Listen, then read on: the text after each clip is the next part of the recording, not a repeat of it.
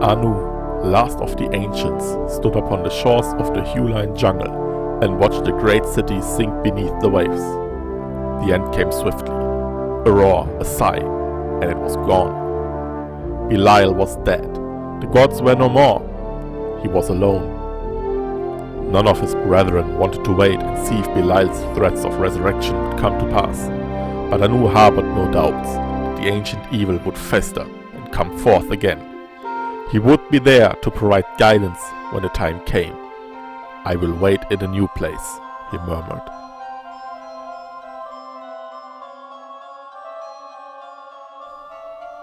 Anu traveled to the northern continent and built his new home in a set of limestone caverns. He employed skeletal guardians from the nether realms to be trained in construction and domestic tasks. To oversee them, Anu created an entirely new kind of being, an architectural familiar who he named Jakal. Jakal's entire existence was bound to serving and protecting the Drarakal's chambers. Should the great structure collapse, so would Jakal. Should Jakal ever collapse, so would the great structure.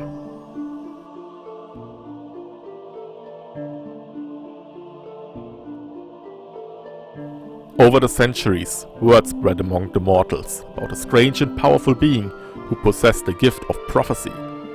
The first visitors timidly approached Anu, seeking his advice, calling him the Dragon Oracle. In time, he was known simply as the Drarakal, and many spoke of his wonders. Humans, Gorkhas, Tomgogs, and Orcs streamed steadily to his chambers. Overseeing the parade, making sure each supplicant brought a suitable gift, was Anu's faithful magical servant, Jakal.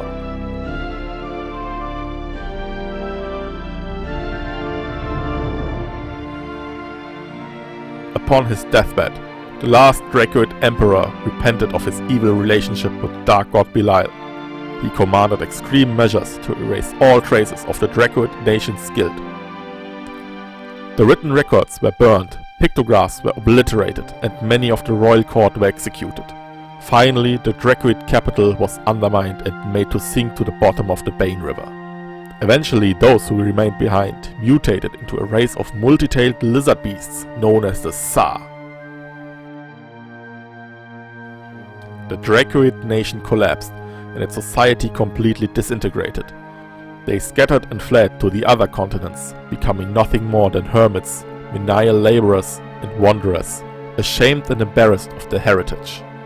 Despite the mass exodus, the Dracoid initially managed to retain their customs and traditions, but over the years the flame began to die out.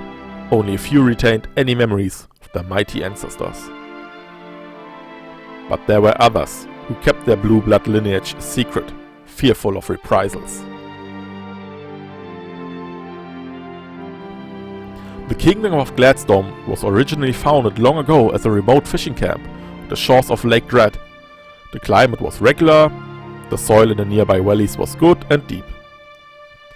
Many farmers, merchants, and even adventurers made their way here to settle the land.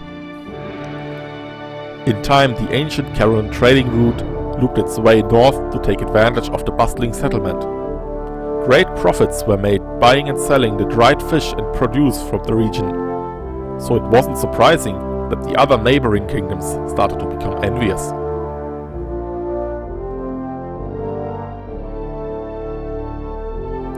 The Kingdom of Memla, seeking ever to expand their influence, attempted to tax the people.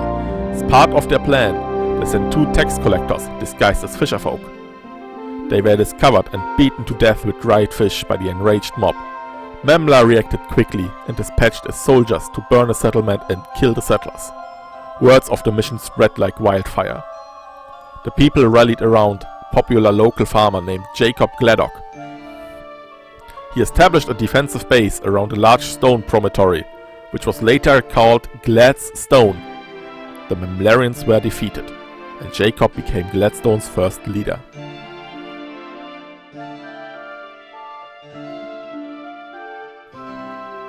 The foundation of Gladstone's keep were laid at the base of the stone promontory. During its early history, the emerging kingdom was constantly threatened by the forces of Memla, Corlair, and Farallon. It was also at this time that the Dark Army first appeared on the lands. The name of Gladstone soon became synonymous with the struggle against the forces of evil. Throughout the centuries, Gladstone grew larger and more prosperous. Power passed from the Gladoc's descendants to the Couchon family, then to the Chevet, and finally to the House of Le Grey, where Richard serves as king. 16 years ago, the Dark Army was pressing hard upon the distant borders of Cimmeria. Richard sent his brother Eric to command the forces of the White Army and beat back the invaders. The battle was long and hard. Many good men lost their lives at the hands of the orcs. Eric believed his situation to be hopeless and bargained with the enemy for the safety of his men. As the negotiations dragged on, Eric performed an act of kindness for a local half-dracoid, half-human dancing girl named Vernilia. Amid the darkness of the war, their relationship blossomed, and so it was that Copper Le Grey was born.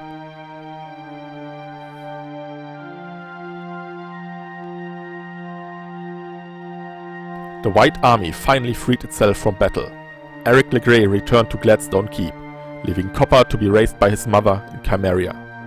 Upon her death, Copper decided it was time to learn more about his Gladstone heritage. Although Eric accepted him upon his arrival, others did not. His stepmother, Carmen Chevet Le Grey, her two sons, and the royal councillor Geron Couchon all regarded him as potential rival for the throne of Gladstone. It also didn't help that he was part Dracoid.